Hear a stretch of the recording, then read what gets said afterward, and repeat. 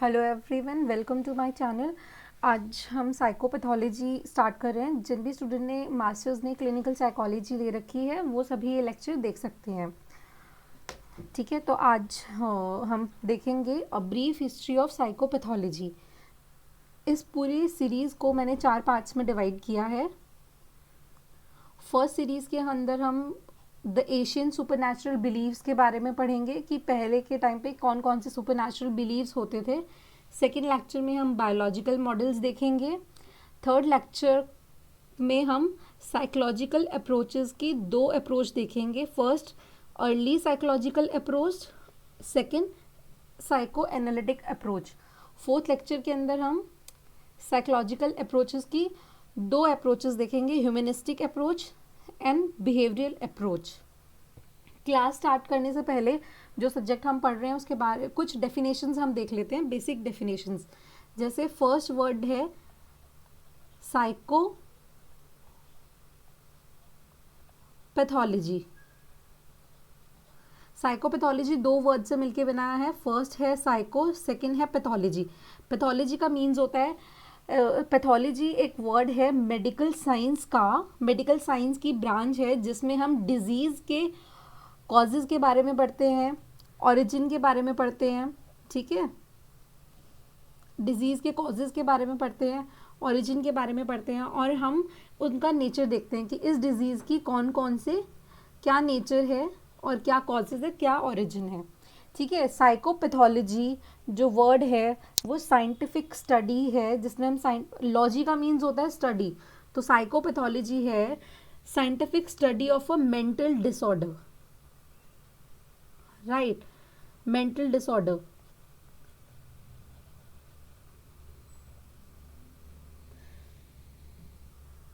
अब mental disorder के बारे में हम पढ़ेंगे तो अब आपके माइंड में क्वेश्चन होगा कि मेंटल डिसऑर्डर में हम क्या क्या पढ़ेंगे। मेंटल डिसऑर्डर के अंदर हमें देखेंगे कि जो भी मेंटल डिसऑर्डर्स होते हैं उनकी थ्योरी क्या, थ्योरेटिकल नॉलेज क्या होती है, जैसे कि उसके सिम्टम्स क्या क्या होते हैं।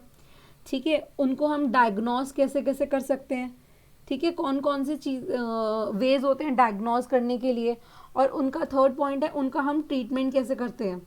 ठीक है, ये सभी हम साइकोपैथोलॉजी के अंदर पढ़ेंगे। साइकोपैथोलॉजी एक साइंटिफिक स्टडी है मेंटल डिसऑर्डर की, जिसके अंदर हम सिम्टम्स के बारे में पढ़ते हैं मेंटल डिसऑर्डर के, और उनकी डायग्नोसिस के बारे में पढ़ते हैं, और हम उनकी ट्रीटमेंट के बारे में पढ़ते हैं। जो साइकोपैथोलॉजी पूरा एक सब्जेक्ट है वो कोई एक सब्जेक्ट से डेवलप नहीं हुआ है। बहुत ही सारे बहुत डिफरेंट सब्जेक्ट्स का कंट्रीब्यूशन है इसके अंदर, जैसे साइकोलॉजी, बायोकेमिस्ट्री,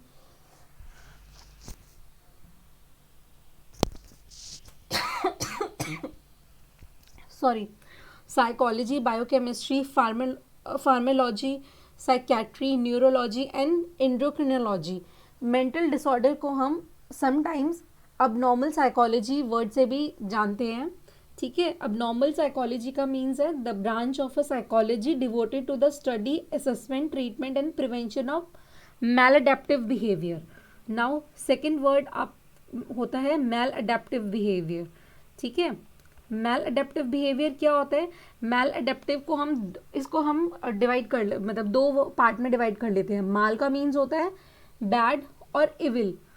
ये मैल अडेप्टिव वर्ड अडेप्टिव में प्रीफिक्स, मैल प्रीफिक्स को ऐड करके बना है। अडेप्टिव का मीन्स क्या होता है, जनरल टर्म अडेप्टिव का मीन्स होता है टू एडजस्ट, मॉडिफाई और alter something, like in alter behaviour. और मैल अडेप्टिव का मीन्स होता है कि बिहेवियर के अंदर अडेप्टिव बिहेवियर का मीन्स क्या होता है। अडेप्टिव बिहेवियर का मीन्स होता है बिहेवियर के अंदर इजीली कोई भी हम एडजस्टमेंट कर सकते हैं। जैसे अडेप्टिव बिहेवियर कौन से होता है कि एनवायरनमेंट के अकॉर्डिंग कोई भी पर्सन अपना बिहेवियर ऑल्टर कर पाए, मॉडिफाई कर पाए। लेकिन मैल अडेप्टिव क्या हो जाएगा कि वो पर्सन और वो इंडिविजुअल पुअरली उस एडजस्टमेंट को अडेप्ट कर पाता है। दैट मीन्स वो अडेप्ट ही नहीं कर पाता है, और अगर कर पाता है तो बहुत ही कम अडेप्शन होता है। ठीक है, जो मेंटल डिसऑर्डर वर्ड है, मेंटल डिसऑर्डर वर्ड का से आप क्या समझते हो। हम मेंटल डिसऑर्डर के बारे में देखते हैं। मेंटल डिसऑर्डर का मतलब होता है कोई भी इंडिविजुअल, ठीक है, कोई भी इंडिविजुअल जिसको कॉग्निटिव रिलेटेड प्रॉब्लम हो, सॉरी, जिसको कॉग्निटिव रिलेटिव प्रॉब्लम हो, ठीक है, cognitive related to means related to mind, mind से रिलेटेड कोई प्रॉब्लम हो, इमोशनल डिस्टर्बेंस हो, ठीक है, या फिर एबनॉर्मल बिहेवियर हो, राइट, या फिर इम्पेयर्ड फंक्शनिंग हो, इम्पेयर्ड फंक्शनिंग हो, या फिर इन सभी इन चारों पॉइंट मतलब इन चारों चीज़ों का कोई भी कॉम्बिनेशन हो। मेंटल डिसऑर्डर वो होता है किसी को कॉग्निशन से रिलेटेड प्रॉब्लम है, इमोशनल डिस्टर्बेंस है, या फिर अबनॉर्मल बिहेवियर है, या फिर इम्पेयर्ड फंक्शनिंग है। इम्पेयर्ड फंक्शनिंग मीन्स कोई भी उसका बॉडी पार्ट प्रॉपरली वर्क नहीं कर पा रहा है, और एबनॉर्मल बिहेवियर वही होता है, मैलअडैप्टिव बिहेवियर ही होता है अबनॉर्मल बिहेवियर भी, ठीक है। इमोशनल डिस्टर्बेंस सब समझते ही हैं, कॉग्निशन हो गया रिलेटेड टू माइंड, राइट। अब नेक्स्ट हम आज आगे मूव करते हैं कि इस चैप्टर में हम इस लेक्चर में हम क्या देखने वाले हैं। या पहले के हम देखेंगे इसमें एंशिएंट सुपरनैचुरल बिलीफ का मतलब होता है किसी भी चीज़ पे बिलीफ होना, ठीक है। और सुपरनैचुरल मीन्स होता है कि जो लाइक सुपरनैचुरल पावर्स होती हैं, जैसे हम समझते हैं पहले के टाइम पे माना जाता था, जैसे गॉड को हम सुपरनैचुरल पावर में कंसीडर करते हैं। पहले के टाइम पे क्या होता था, जब सिविलाइजेशन थी तो वो मेंटल डिसऑर्डर को है ना बहुत सीरियसली नहीं लेती थी। कोई भी साइकोलॉजी सब्जेक्ट ही एक्चुअली डेवलप नहीं हुआ था, तो सभी लोगों की जो वो थी फिलॉसफी थी इसको मेंटल डिसऑर्डर को लेके वो बहुत ही अलग थी, ठीक है। तो सबके कॉन्फ्लिक्टिंग ओपिनियंस थे मेंटल डिसऑर्डर को लेके। एटोलॉजी का मीन्स होता है cause origin of a disease, ठीक है, किसी भी जैसे किसी भी चीज़ का कॉज होना, ठीक है। तो इसमें मेंटल डिसऑर्डर का कॉज क्या होता है, पहले के टाइम पे ये माना जाता था कि सुपरनैचुरल पावर्स में बिलीव की जाती थी कि किसी को भी अगर मेंटल डिसऑर्डर है तो वो कोई साइकोलॉजिकल प्रॉब्लम की वजह से नहीं है, वो कोई सुपरनैचुरल पावर है जिसकी वजह से उनके ऊपर इम्पैक्ट आ रहा है, ठीक है। They have a number of बहुत ही डिफरेंट टाइप्स की अप्रोचेस से हम उसको मेंटल डिसऑर्डर को ट्रीट करते थे, ठीक है। एशियन बिलीव जो था उसके अंदर हम दो पावर मतलब कि दो चीज़ें देखते थे कि वो लोग एक्चुअली एशियन के टाइम पे जो पहले के लोग थे वो ये दो चीज़ों पे बिलीव करते थे कि अगर किसी का भी अबनॉर्मल बिहेवियर है तो या तो वो फर्स्ट है disfavour of a supernatural power, जैसे कि उसने किसी भी सुपरनैचुरल पावर को मानने से इनकार कर दिया हो, ठीक है। जैसे कोई हमें हम पहले के टाइम पे ऐसे कहते थे कि जिसको भी मेंटल डिसऑर्डर की प्रॉब्लम है, ठीक है। अब मेंटल डिसऑर्डर में मैंने आपको बता ही दिया है कि क्या क्या चीज़ें आती है। मेंटल डिसऑर्डर में आता है cognitive related problem, emotional disturbance related problem, abnormal behaviour और इम्पेयर्ड फंक्शनिंग। तो जो भी मेंटल डिसऑर्डर की प्रॉब्लम होती थी तो पहले के लोग मानते थे ये इस पर्सन को इस वजह से है कि इसने जो ये हमारी सुपरनैचुरल पावर है, जिसको भी वो सुपरनैचुरल पावर मानते थे उसको मानने से इनकार कर दिया, इसीलिए ये उसको पनिशमेंट मिल रही है ये, ठीक है। और या फिर सेकंड उनका बिलीफ ये होता था सेकंड नंबर पे कि मिसचीफ ऑफ डेमन्स, कि उसके ऊपर ना किसी का बैड बिहेवियर है, किसी बुरी शक्ति का प्रभाव है, ठीक है। ये माना जाता था पहले के टाइम पे, ठीक है। अब सेकंड जब आया क्या कहते हैं, जब धीरे धीरे साइकोलॉजी डेवलप हुई, मेंटल साइकोलॉजी सब्जेक्ट डेवलप हुआ, तो धीरे धीरे इसको हमने जो है इसको मेंटल डिसऑर्डर को हमने ये मानना शुरू किया, हमारा ये बिलीफ डेवलप हुआ, बिलीफ स्टडी हुई, तो ये पता चला कि जो ये मेंटल डिसऑर्डर है ना, या तो वो फिजियोलॉजिकल डिसफंक्शंस की वजह से हैं या फिर बॉडी के अंदर बायोकेमिकल इम्बैलेंसेस है, उसकी वजह से हमें ये प्रॉब्लम हो रही है, ठीक है। तो फिजियोलॉजिकल डिसफंक्शनिंग, जैसे फिजियोलॉजिकल मीन्स होता है फिजिकल बॉडी में फिजिकल फंक्शनिंग ना कर पाना, जैसे कोई भी बॉडी का पार्ट काम नहीं कर पाता, मतलब वो अच्छे से काम नहीं कर पाता, ठीक है। किसी का हाथ प्रॉपरली काम नहीं कर पा रहा है, या फिर किसी का किसी भी बेसिकली फिजिकल बॉडी में प्रॉब्लम होना, ठीक है। और बायोकेमिकल इम्बैलेंसेस की वजह से, जो कि होता है हमारे बॉडी में फ्लूइड्स होते हैं, उनकी वजह से, उनकी इम्बैलेंसिंग की वजह से हमें मेंटल डिसऑर्डर की प्रॉब्लम होती है। जब साइकोलॉजी धीरे धीरे स्ट्रीम डेवलप होने लगी, इसके बारे में और स्टडी होने लगी, तो सेकंड जो ओपिनियन आया वो ये वाला निकल के आया। फर्स्ट ओपिनियन तो हमारा ये निकल के आया कि जो एशियन लोग थे वो ये मानते थे कि दो चीज़ें होती थी, कि या तो वो उसने डिसअप्रूवल कर दिया सुपर पावर को मानने से, या फिर किसी बुरी शक्ति का साया है उसके ऊपर, ऐसे माना जाता था। सेकंड जब स्टडी हुई तो उसके अंदर अब पता चला कि या तो फिजियोलॉजिकल डिसफंक्शनिंग की वजह से है ये प्रॉब्लम, या फिर बायोकेमिकल इम्बैलेंस है बॉडी में, इसकी वजह से है। ठीक है। लेट 19th और अर्ली 20th में साइकोलॉजी जो है जब और ज़्यादा उसको एक्सप्लेन किया गया, उसके नेचर को, एटोलॉजी को और उसके ट्रीटमेंट को मेंटल डिसऑर्डर के, तो धीरे धीरे इस सब्जेक्ट को कंसेप्ट में लेकर आए। ठीक है। तो जैसे कि हमने देखा जो एशियन सिविलाइजेशन था उसमें लोग ये मानते थे कि जो अबनॉर्मल बिहेवियर है वो कुछ supernatural magic, evil spirit, demons, moon, stars की वजह से है। ठीक है। तो there was a strong believe that our behaviour, जो हमारा बिहेवियर है वो अफेक्ट हो रहा है, हमारा बिहेवियर और हमारे जो थॉट्स हैं वो अफेक्ट हो रहे हैं। दैट मीन्स वो कंट्रोल किए जा रहे हैं या फिर गवर्न हो रहे हैं किसी बाहर agent outside our body and environment. That means कि पहले का ये बिलीव था कि अगर हमारी बिहेवियर में कोई प्रॉब्लम है या हमारे थॉट प्रोसेस में प्रॉब्लम है तो वो इस वजह से है क्योंकि बाहर का कोई ऐसा एलिमेंट है जो हमारी बॉडी से बाहर है, जो कि इन्वायरमेंट में है, वो हमारी बॉडी को कंट्रोल कर रहा है।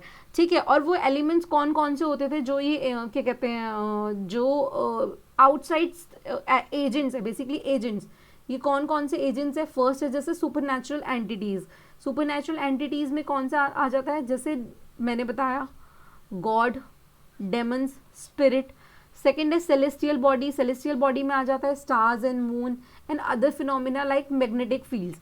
तो पहले के टाइम पे ये माना जाता था कि जो कोई ऐसी कोई चीज़ है या कोई ऐसा एजेंट है, कोई ऐसी पावर है जो किसी पर्सन को कंट्रोल कर रही है, जिस वजह से उसके बिहेवियर और थॉट में प्रॉब्लम आ रही है। ठीक है। तो फर्स्ट जैसे हमने देखा कि यहाँ पे सुपरनैचुरल एंटिटी है, ये बेसिकली एजेंट्स है। ठीक है। कौन से एजेंट्स है? जो आउटसाइड द बॉडी, बाहर, बॉडी के बाहर से पर्सन को कंट्रोल कर रहे हैं। तो फर्स्ट हम देखेंगे विचक्राफ्ट एंड डेमोनोलॉजी।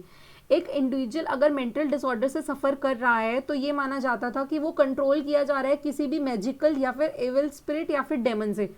ठीक है।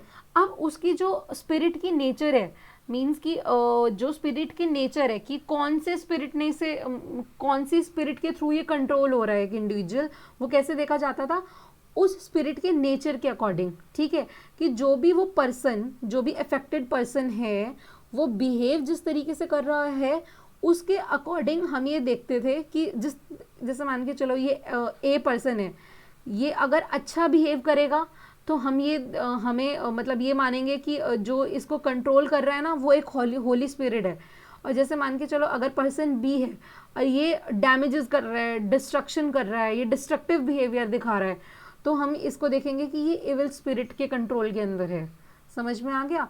कि मीन्स जो अफेक्टेड पर्सन है, जिसके ऊपर हमें सिम्टम्स नज़र आ रहे हैं, ठीक है, उसको किसने कंट्रोल किया हुआ है ये हम देखेंगे। किसने कंट्रोल किया है, कौन सी स्पिरिट ने कंट्रोल किया है, बैड है या गुड है, उसके सिम्टम्स पे। और उसके सिम्टम्स अगर गुड हैं तो उसको किसी होली स्पिरिट ने कंट्रोल किया हुआ है, और अगर उसके सिम्टम्स डिस्ट्रक्टिव है, डिस्ट्रक्टिव बिहेवियर है, ठीक है, तो उसको किसी इविल स्पिरिट ने कंट्रोल किया हुआ है। ठीक है। और इसी के अकॉर्डिंग हम उनको ट्रीट करते थे। जैसे अगर किसी को बैड इविल ने कंट्रोल किया हुआ है तो उसको हम पनिशमेंट देते थे, जैसे चेन से बांध देते थे, ठीक है, केज में रखते थे, या फिर स्कल के अंदर होल कर देते थे, जो कि बहुत ही, इवन लोगों को जिंदा जला भी दिया जाता था, लटका दिया जाता था। ठीक है। जो कि बहुत ही अनएथिकल एक्टिविटी है। फिर नेक्स्ट आता है जो एजेंट है, नेक्स्ट एजेंट है मून एंड स्टार्स। ये भी माना जाता था मून और स्टार्स की वजह से एक इंडिविजुअल पे इम्पैक्ट आ रहा है, ठीक है।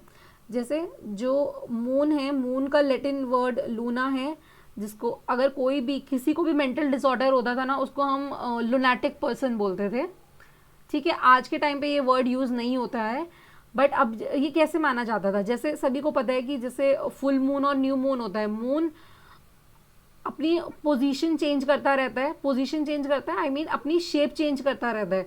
तो मून और स्टार्स की जो मूवमेंट्स होती है, उस मूवमेंट का इम्पैक्ट लोगों के बिहेवियर पे पड़ता है, ये माना जाता था कि जैसे जैसे मून्स और स्टार्स अपना मूवमेंट्स चेंज करते हैं, उसका इम्पैक्ट लोगों के बिहेवियर पे पड़ता है, तो इस वजह से मेंटल डिसऑर्डर्स हो जाते हैं, ठीक है। सेकेंड व्यू पॉइंट ये था।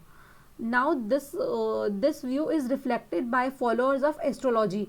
ये बेसिकली वो लोग ज़्यादा मानते थे जो एस्ट्रोलॉजी में बिलीव करते थे, ठीक है, जिनको ये लगता था कि जो भी उनकी लाइफ में इवेंट हो रहा है वो प्लैनेट्स की पोजीशन चेंज होने की वजह से हो रहा है, ठीक है, और वो प्रिडिक्शन में बिलीव करते थे। नेक्स्ट एजेंट है मास हर्शिया। मास हर्शिया का मतलब ये एक फिनोमिना है जिसके अंदर ये कहा जाता है कि जो भी, अगर जैसे मान के चलो ये पर्सन है कोई एक्स, ये एक्स पर्सन है, ये कोई चीज़ें, ये कोई इमोशन फील कर रहा है या कोई चीज़ इसने एक्सपीरियंस की, तो ये अपने आस पास में बता देगा, ठीक है, आस पास में ये अपने दोस्तों को बताएगा, अपने रिलेटिव्स को बताएगा, ठीक है, ऐसे वो बात फैल जाएगी और ये जो इसके आसपास के लोग हैं ना, ये भी सब वही फील करने लग जाएंगे, ठीक है, और इनको भी सेम वैसा ही एक्सपीरियंस होने लग जाएगा और लोगों में पैनिक स्टार्ट हो जाएगा। तो इसको हम बोलते हैं मास हर्शिया। मास मतलब कि बहुत ज़्यादा क्वांटिटी में फैल जाना। बेसिकली कोई एक ऐसा ये एक फिनोमिना है जिसके अंदर जो which the experience of an emotion seems to spread to those in the surrounding around. जो भी आसपास के लोग होते हैं उनके अंदर ये फैला दिया जाता है किसी एक पर्सन की वजह से, ठीक है। If an individual is frightened, अगर कोई एक इंडिविजुअल डरा हुआ है या फिर बुरा फील कर रहा है या फिर उसने कुछ ऐसा एक्सपीरियंस किया है, तो आसपास के लोगों में फैला देता है और जल्दी जो आसपास के लोग हैं वो भी ऐसा फील करने लग जाते हैं और पैनिक हो जाता है, और जो पूरी की पूरी कम्युनिटी है वो सेम फील करने लग जाती है, तो पूरी की पूरी कम्युनिटी ही वो उससे अफेक्टेड हो जाती है, ठीक है। The supernatural model is still popular and used in the undeveloped culture, ठीक है। आज के टाइम पे भी ऐसा नहीं है कि ये जो सुपरनैचुरल मॉडल है वो बिलीफ में नहीं है या फिर इसकी प्रैक्टिस नहीं की जाती है। बहुत ही जो रिमोट एरियाज़ हो मान लो, या फिर जो अंडर डेवलप्ड कल्चर हैं, ठीक है, जहाँ पे पॉवर्टी ज़्यादा है, ठीक है, लिटरेसी रेट बहुत ही कम है, मतलब वहाँ पढ़े लिखे लोग बहुत कम हैं, ठीक है, और गरीबी बहुत ज़्यादा है, ठीक है, और वहाँ पे मेंटल हेल्थ प्रोफेशनल्स नहीं पहुँच पाए हैं, वहाँ पे सुपरनैचुरल मॉडल आज भी काम करता है। वो लोग वैसे ही अपने बिलीफ सिस्टम के साथ काम करते हैं, उनको मेंटल हेल्थ के बारे में कुछ भी नहीं पता, उनको कोई मेंटल डिसऑर्डर क्या है, इसके साइकोलॉजिकल सिम्टम्स भी हो सकते हैं, वो इन सब चीज़ों से बहुत ही परे हैं, बिकॉज वो अनडेवलप्ड कल्चर है उनका, वहाँ पे गरीबी बहुत ज़्यादा है और कोई भी पढ़ा लिखा नहीं है और वहाँ तक मेंटल हेल्थ प्रोफेशनल्स पहुँच भी नहीं पाते हैं, ठीक है। People still look towards magic and rituals performed by holy person for the solution of mental disorder. आज भी लोग यही जो पहले सुपरनैचुरल ट्रीटमेंट जो होते थे पहले के टाइम पे कि बाबा के पास चले गए, रादर डॉक्टर के पास जाने के लिए, इवन मैं तो ये वाली चीज़ देखती हूँ कि जो हमारे यहाँ पे क्या कहते हैं, इवन अगर सिटी में भी हैं तो सिटी में भी हम लोग बाबा के पास जाना पसंद करते हैं रादर देन कि डॉक्टर के पास जाएं, किसी मेंटल हेल्थ प्रोफेशनल के पास जाएं, ठीक है। तो आज हमने जो भी पढ़ा उसको मैं एक जल्दी से समराइज कर देती हूँ, ठीक है। जैसे आज के लेक्चर में हमने एशियन सुपरनैचुरल मॉडल पढ़ा, जिसके अंदर हमने विचक्राफ्ट और डोमिनोलॉजी के बारे में पढ़ा, जिसमें हमने ये देखा कि जो पहले के लोग होते थे वो ये बिलीव करते थे कि किसी भी एक इंडिविजुअल को किसी बाहर के आउटसाइड स्पिरिट ने या एजेंट ने कंट्रोल किया हुआ है, और वो स्पिरिट कैसी है, अच्छी है या बुरी है, ये उस अफेक्टेड पर्सन के बिहेवियर से हम देखते हैं कि अगर वो अच्छा बिहेव कर रहा है तो वो होली स्पिरिट के कंट्रोल में, अगर वो बुरा बिहेव कर रहा है तो वो एविल स्पिरिट के कंट्रोल में है। नेक्स्ट आता है मून एंड स्टार्स। मून और स्टार्स अपनी पोजीशन चेंज करते हैं उसके उसका इम्पैक्ट किसी पर्सन के बिहेवियर में पड़ता है, ठीक है। और नेक्स्ट आता है मार्स हर्शिया, जो कि ये है कि अगर कोई पर्सन कोई इमोशन फील कर रहा है, ठीक है, तो वो आसपास में वो बात फैला देता है और वो सभी सेम वैसा का वैसा फील करने लग जाते हैं, ठीक है। क्लियर है? तो आज की लेक्चर ये इतना ही है। नेक्स्ट आप पार्ट इसका देख सकते हो, ठीक है, जिसमें हम आगे पढ़ेंगे बायोलॉजिकल मॉडल के बारे में। और थैंक यू वेरी मच। अगर आपको मेरा लेक्चर पसंद आया तो प्लीज़ इसे लाइक करें, शेयर करें और सब्सक्राइब भी करें फॉर द फर्दर नोटिफिकेशन, ताकि आप आगे के सीरीज़ भी देख पाएँ।